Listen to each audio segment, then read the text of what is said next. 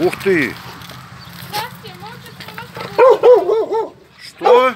Мы участковая служба, мы с Белиска-Черных. Нас нельзя снимать. А что это нельзя снимать? Черных Владимир Владимирович нам нужен. Ну. Нам нужно у вас отобрать анализы, мазочки. Что значит отобрать? Я вам не дам ничего.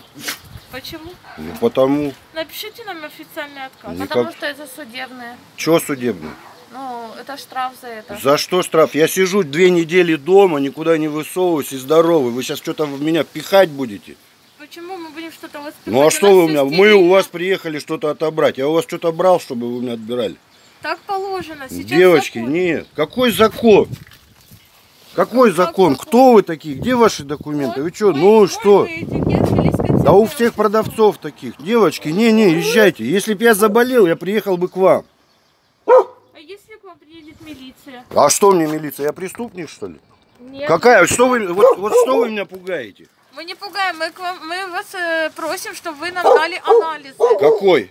Из носа, из зева мазок. Так положено. Какой мазок? А я где гарантия, что вы мне что-то не занесете? Пришли такие на улице мазок у меня брать. Вы Мы что? не на улице, мы должны у вас дома взять. Кого? А дома, блядь? Вы что, вообще бредите, что ли?